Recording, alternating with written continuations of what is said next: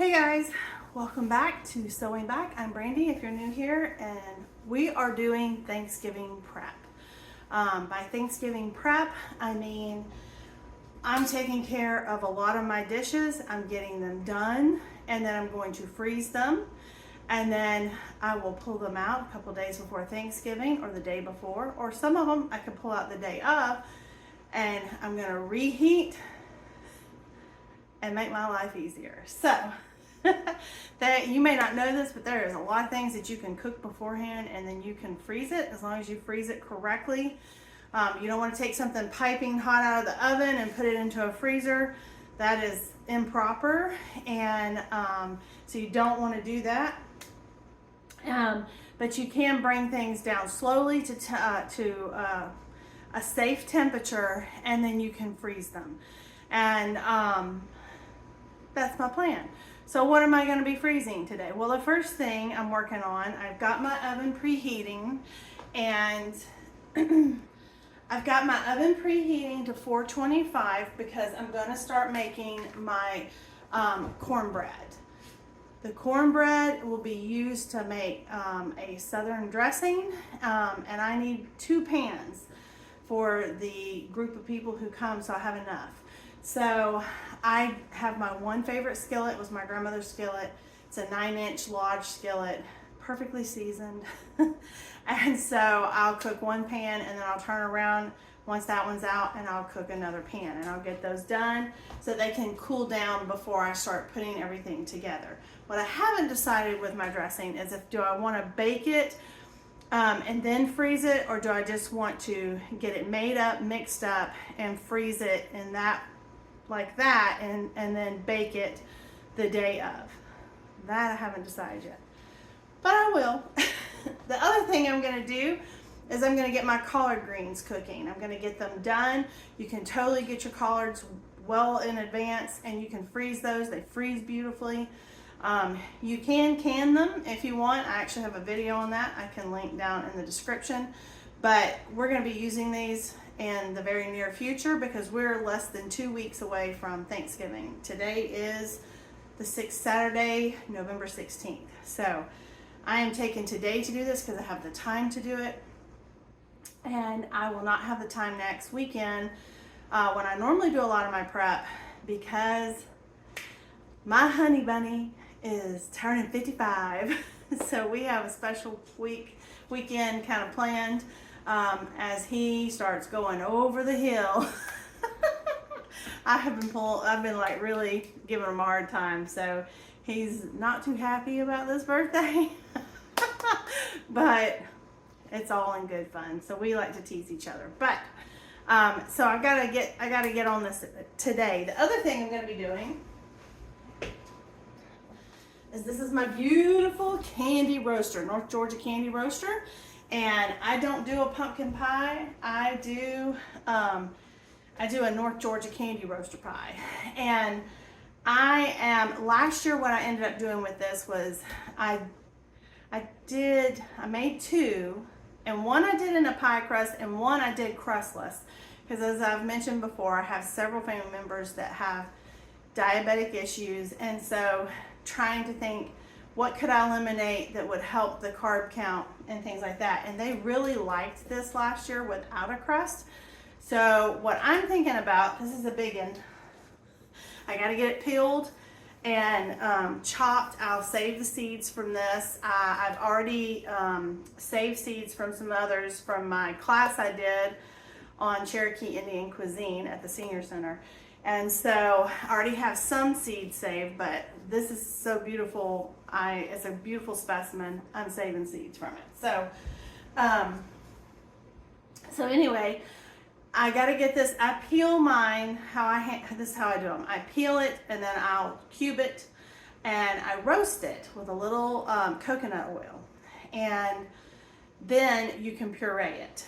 And you honestly could eat it cubed as a side dish savory. It's really tasty if that's something that you wanted to do. My plan is to cube mine, puree it all, and then bag it in 2-cup portions and freeze it. because typically if you were going to make a pie, you need 2 cups of puree. So, and this you also can freeze. It's like this is kind of, it's not a pumpkin, but it's similar in that you would not can these. I know there's a lot of rebel canners who do it anyway, but because of the density, home canning safely, it could be so packed in there that you could have bacteria growing in there, and so you can't smell or see botulism.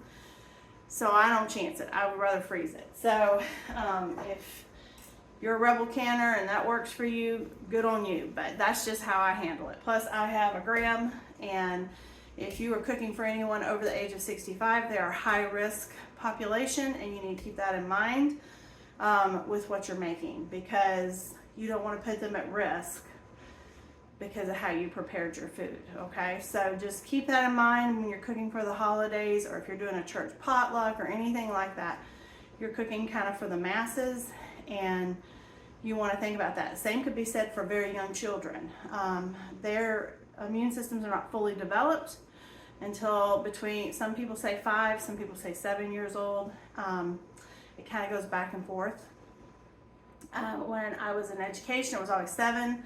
I can say after taking some of the food certifications that I've had for my job recently with Safe Surf management course and certification, it said 5, but it said at one point it did have 7. So I don't know what, something changed in that. So 7 to 5. But anyway, you want to be careful with those age groups, or anyone who's got an immune compromised system. So keep that in mind when you're planning your meal. So I want to get mine roasted and then get it pureed, portioned up into 2 cups. And I don't think I'm gonna make it ahead and freeze it. Again, we'll see how my time goes, because we're in the afternoon, it's about 2 o'clock, and I also have to cook dinner. I have other stuff to do. So if I can just get that part of it done, that's enough of a help to me. It's nothing to throw a pie together. So having that pureed, that's kind of the way this day is gonna go. So I hope you'll come with me and you'll get some inspiration. Tell me, what do you cook for Thanksgiving or Christmas, the holidays? What is it that's something that's always on your table? The one thing I was really hoping to find at Whole Foods, they did not have any of, which means I'll have to probably make a trek to Ingles in the next, before Thanksgiving, is a rutabaga. My rutabagas will not be done this year in time. I got them in really late, so I'll have them for the spring. And but we have rutabaga every year at Thanksgiving in honor of my gram. This was something that she always has cooked. And so when the baton got passed to me, I cook it, and it's funny, we all love it. I remember being a kid and thinking, this is weird, but it's so delicious and I love it. So they didn't have any at Whole Foods, so that will be something that usually the other place I can find it is Ingles, so I'll have to make a stop at Ingles so that I can get one of those before Thanksgiving. But that's not a big deal. That's a day of thing, a stovetop, just cook it and it'll be good. So let's get started on making cornbread, and then we'll start on our collard greens and we'll get this thing going. Okay guys, so if you can see, this is a big 10-pound bag that I got from Mill Granary. This is up in Cleveland, Georgia. It's right as you're heading into Helen. If you ever want to go to Helen, Georgia, which is where it has all of the little it's the little German town with all the houses and all the little things. And this granary has been there, I don't know if it tells you from when, forever, as long as I've ever known. So, and they have some of the best cornmeal, and I get straight plain coarse ground white cornmeal. But I gotta get this thing off, sorry. Hold on. Okay, so my skillet is getting hot in the oven. So we're gonna take 1 cup And then half a cup, and I'm just kind of, because I don't want to get a half cup, so I'm just kind of eyeballing it. That's probably a little, that looks pretty good to me. All right, I'm gonna set that over there. Got my Danish whisk thing here. This thing comes in really handy. So to make a southern cornbread, the only thing that's different when I make a pan of cornbread is when I'm making dressing, I have avocado oil right here, and you're supposed to have 1/4 of a cup. I add an infused wild mushroom and sage olive oil, and the reason I do this is because it doesn't bother John. If I were to put sage in my dressing, like the spice, it really bothers him. He's had like ulcers and stuff before years ago, so there's certain things that'll trigger that for him. But if I use the infused olive oil with that same flavor, it gives you the sage flavor, but it's not as strong. So I'm supposed to have 1/4 of a cup. So I'm just gonna go ahead and mix this so that I get 1/4 of a cup. So it's mixed in with my avocado oil, which is totally okay. Plus, I wouldn't want to do straight olive oil for the whole thing because I cook mine at a high temperature and I don't want it to burn. I don't know if it would in the oven, but I think it might. So I just don't. So I've got that there. All right, so what are we gonna put in? I've got the 1.5 cups here. Then we're gonna add 1 teaspoon of salt and 1/2 teaspoon of baking soda. Don't forget your soda. And then I'm just gonna try to get that mixed up, the dry ingredients. Then I have 1 of my girls' eggs. I don't have too many. They're not, with the molts and all, they're not laying much. I get maybe 1 or 2 eggs a week right now. So, all right, so I've got my egg. I've got that oil. And I'm saving these because I'm going to do a whole nother pan once this one gets done. And then this is whole full fat buttermilk. And yeah, you want that buttermilk. It's so good. And then I just want to mix this up. My skillet is in the oven. It has a little tallow in it that's getting hot.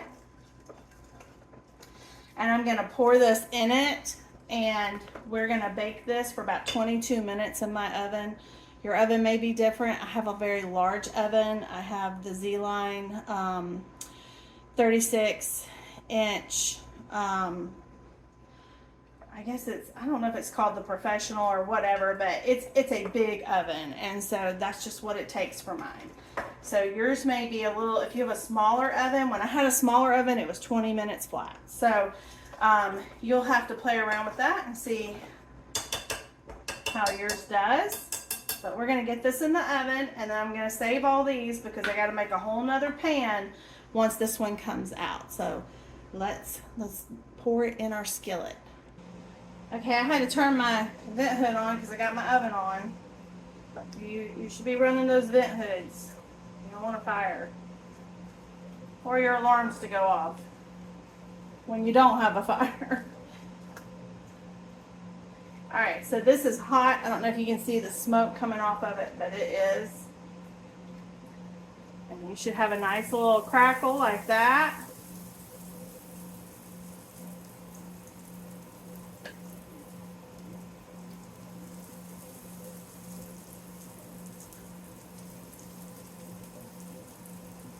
And I can smell that sage when it hit the oil. Or it's tallow, actually. I put a little tallow in here. Alright, so we got all that out. So I'm going to smooth it out. So this is going to have a really nice crust on it. Alright, so we're going to put this in the oven, set our timer, and I'll show you what it looks like when it comes out. And while it's doing that, I'm going to go ahead and mix up a whole nother batch. Okay, guys. And just like that, my cornbread's done. I'm fixing to turn it out. and put my pan back in the oven with a little more tallow so it can get hot again so I can get that nice crust. Some people don't want a crust like this. I like those little bits and pieces when I break it all apart and put it in my dressing. It's just like, it's just good. It has a nice texture. So if you want it more cakey like, then you probably wouldn't bake it in a cast iron, and you probably wouldn't bake it at 425. You'd probably bake it more like a cake in like a Pyrex dish or something, maybe closer to 350, 375. But that ain't how I like it, and that ain't how I do it. So this is my kitchen, how I do it. So, so anyway, let me get this turned out, and we'll get the next loaf in, and we're fixing to start the collards. By the way, do you have a cornbread plate? I do. Mine is very loved. It was given to me by my mother-in-law, and I cherish it. And every pan of cornbread I make gets turned out onto this plate. And if anyone ever breaks it, it'll not be a good day. But this is like, oh, this is like stoneware. This is an old pattern. I think my husband grew up with this, so yeah. So anyway, let's see. Is it gonna come right out? Yes, it is. Look at that. That's beautiful cornbread right there. All right. Tell me about it. You got a cornbread plate or not? All right, guys. So we're gonna start working on our collard greens. So the first thing I'm gonna do is turn on my stove. It's about medium high. I'm gonna go ahead because I've got the tallow out. And I'm gonna use tallow.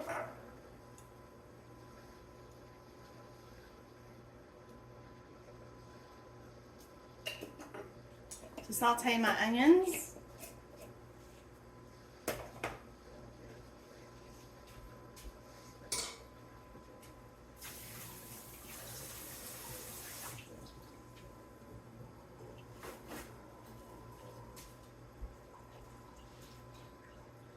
I'm not gonna lie to you, I've had a little taste of the cornbread. Oh, so good. So good. All right, so we are gonna put our onions in here. This was one whole yellow onion. You could use a yellow onion. You could use any onion. You could use a sweet onion. You could do a red onion if you wanted to. I'll just say the red onion, I don't like it as much in this. I like red onions more in like fresh things or Italian foods, not collards. But that's just my preference. That's what you got. Hey, you can use it. If you had shallots are actually really good in this. I don't have any right now, but I got a trick for that.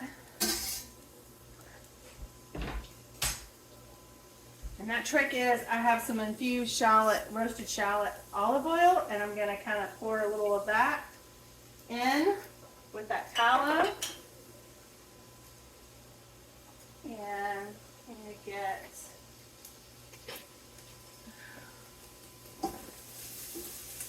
so we're just going to get these sauteing. You kind of want to get that translucent color. I'm not caramelizing these. I'm just trying to get them to that translucent color. I'm also going to add in, this is some Redmond's Real onion salt. And I want that flavor imparted, so I'm going to put some of that in. Actually, I'm going to put a little bit more. Alright, and I'm going to use my black garlic. I get this at my friend's olive oil and vinegar shop.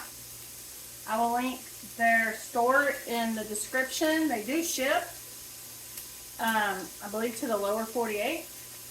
But you may find one of those shops in your neck of the woods. Something similar.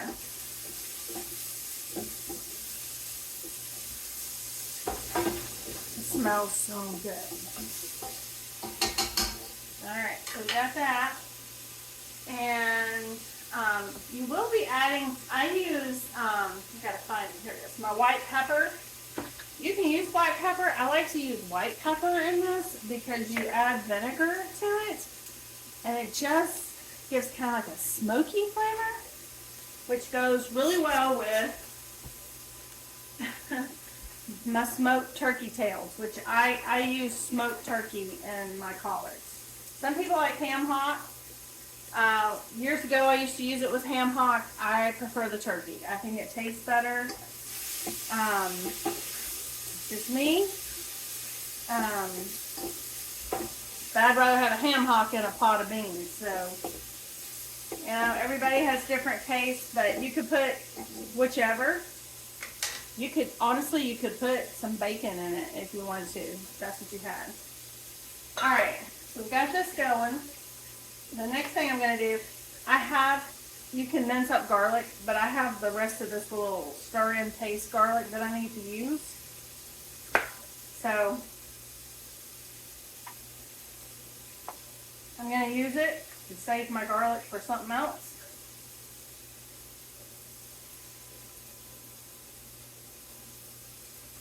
I will say these little things were nifty. I was in a pinch. I needed ginger and I saw the garlic one and I picked them both up for, I forget what I was making, but I think it was maybe a teriyaki sauce or something. I don't remember, but these have been pretty good. Oh, that smells so good. Now you don't want to burn it, so don't burn it. Alright, so the next thing we're going to do is I'm going to go ahead and put a little bit, actually, I'm going to go ahead and put a little bit of my broth in the bottom. This is beef broth. I think beef adds a nice flavor. I don't like it as well with chicken. And then I'm going to open up my turkey tails. And I won't use all of these. I'll use a few of them. And you can freeze them. So I think we're going to put in,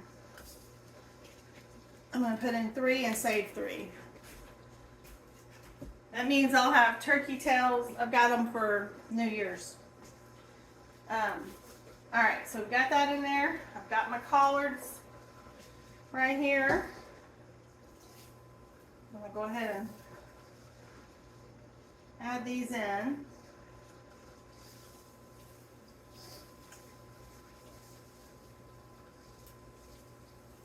Now collards, as they cook down, they'll go down and you can add more if your pot isn't this big.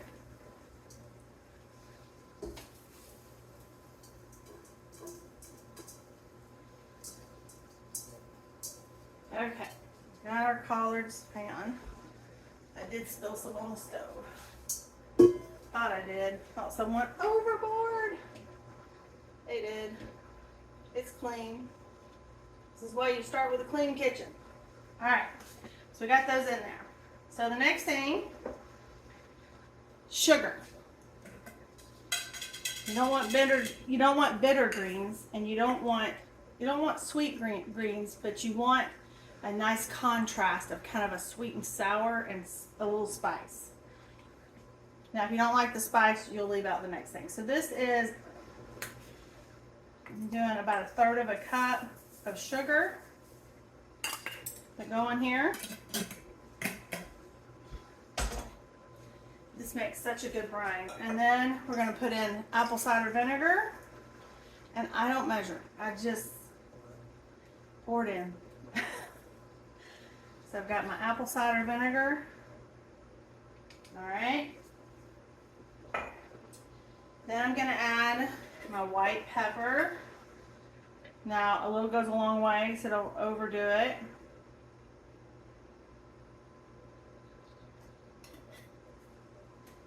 Like I said, you can use white pepper. I just prefer the white. We have to do a little bit of salt. Remember, people can take salt, or they can add salt, they can't take it out.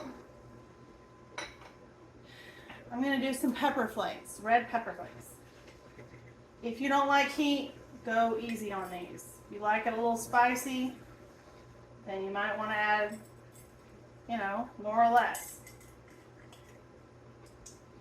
Alright, so we got that. Now, we're adding wine. I use whatever I have. I always use a red wine, but it's whatever I have. And I happen to have semi-sweet red muscadine table wine. So that's what I'm using. And get it open. This was I got this at my friend's shop. I used it for something I made, some dish I cooked. Something with beef. I don't remember what it was, but, and then I just put it in the refrigerator and it will be fine for cooking. I'm not a drinker, so when I buy stuff, it's usually for cooking. All right, so I have that all in there, and so now we're just gonna pour the rest of our carton of beef stock. And then you're supposed to add about a cup of water.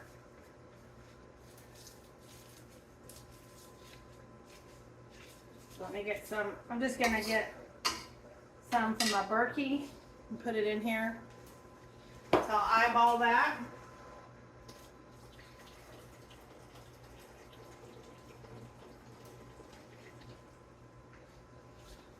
Alright.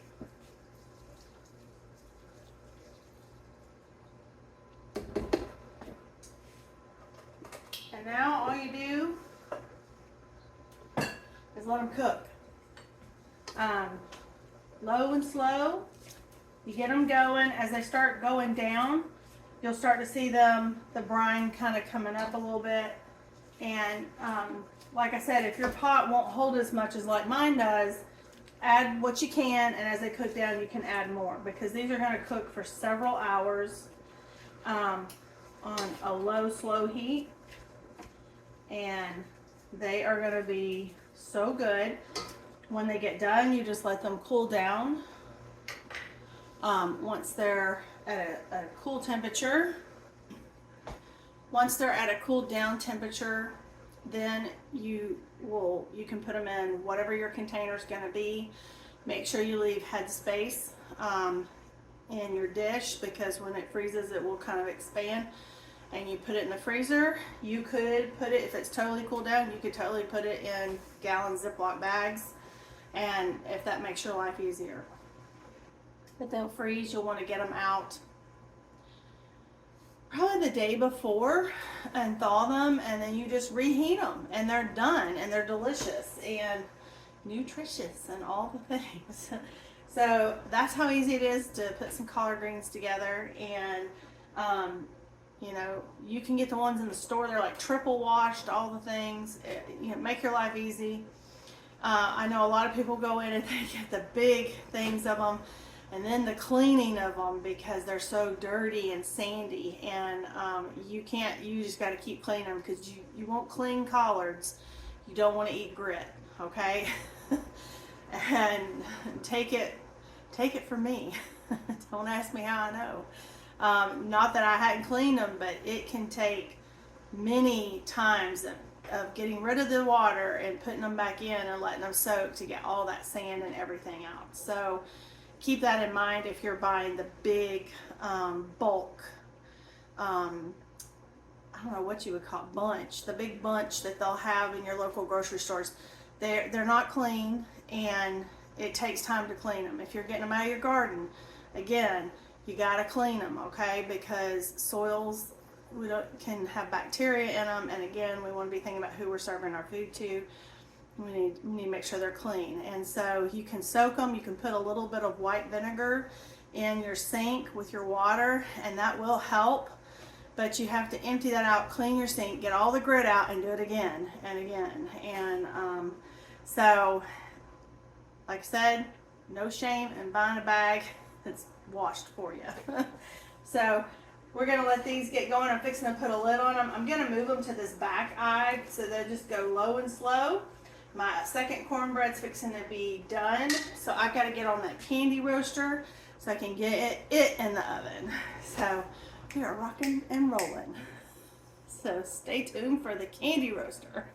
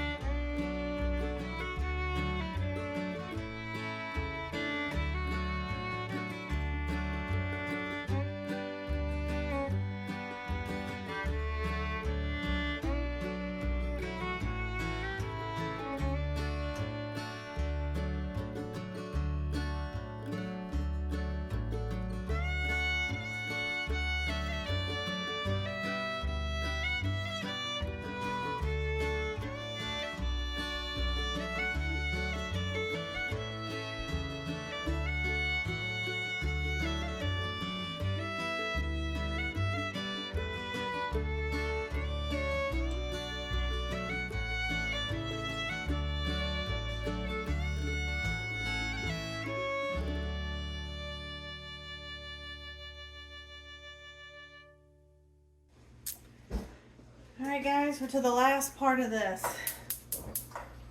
I am heating up my skillet. I'm going to put some butter in here so that I can saute. I have onions, celery, and red bell pepper. Grab a knife.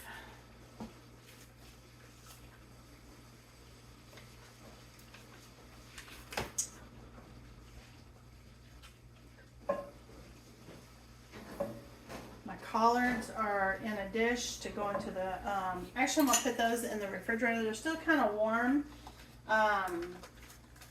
So they've cooled down enough that I can put them in a refrigerator. I'll refrigerate them overnight and then I will freeze them. The reason you don't want to freeze them when they're still warm is that you can get frostburn and things like that. You can get bacteria. That is not the proper way to freeze items.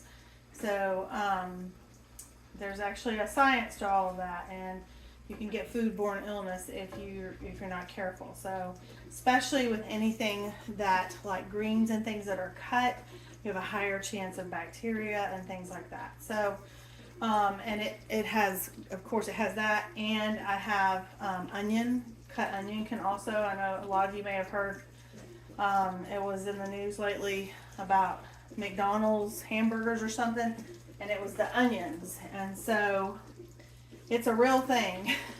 So there's processes on how you want to do all that. So I've got them in my pan. I'm going to put them, like I said, I'm gonna put it in the refrigerator overnight, and then tomorrow it'll be fully cooled down, and then I will freeze it. My candy roasters are all bagged up into it came up to about 2.5 cup portions. I got 4 quart-sized bags, and actually I think it came up to 3 cups. They came up to 3 cups because that was, yeah, it was 12 cups total. So I've got 4 bags of those, and those are ready. They're not hot or anything, so I can put those directly into the freezer. And I'm not going to bake this. I'm just going to get it ready, get everything mixed in with my cornbread, and then I'm going to put it in a freezer bag, and I'm going to freeze it. And then I can just take it out in time and pop it in the oven. I don't think I'm going to put it in a dish. I have a dish out, but I don't think I'm going to put it in a dish. I haven't decided yet to freeze it. I was thinking I'd put it in a freezer bag. We'll see. I may change my mind on that, but I'm not going to cook it beforehand. So you just want to get these sauteed, and you want to add in, let's see, what do I want?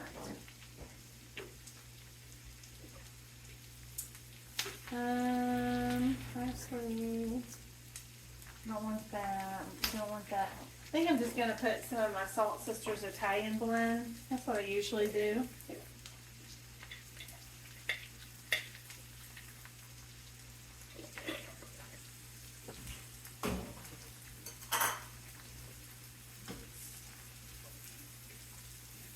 And you don't have to cook this full. You're just kind of looking for some translucent.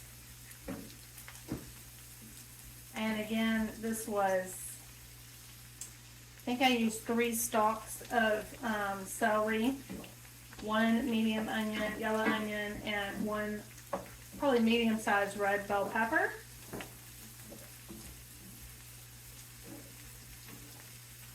And I put my cornbread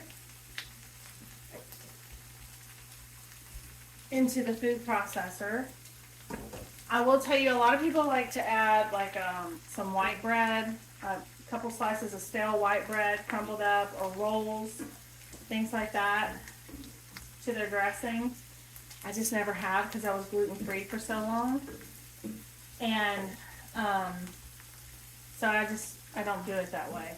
But you could. A lot of people say they like the texture. No one in my family has complained about it not being there, so I don't worry about it.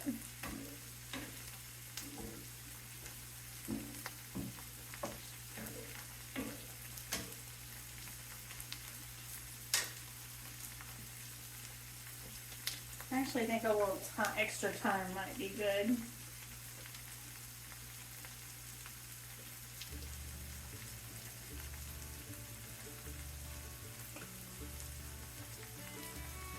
we're going to add some salt.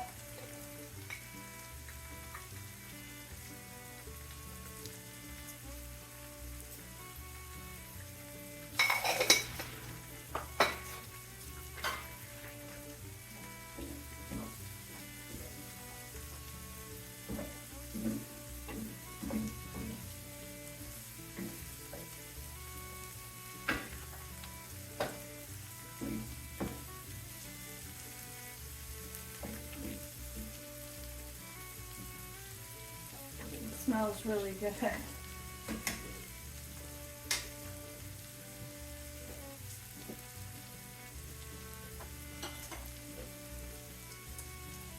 So the next part, once this gets done, we'll put it all together.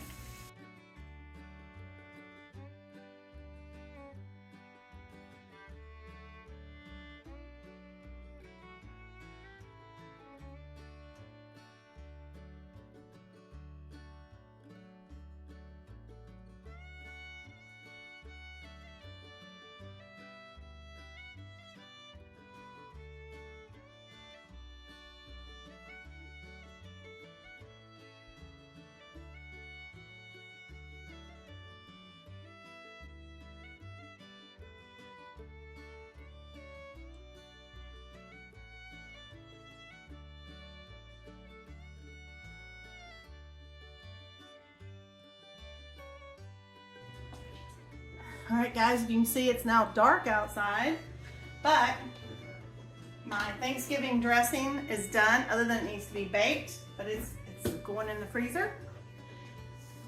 My collard greens, this thing is slap full. They're still kind of warm. They're going in the fridge. They'll go in the freezer tomorrow.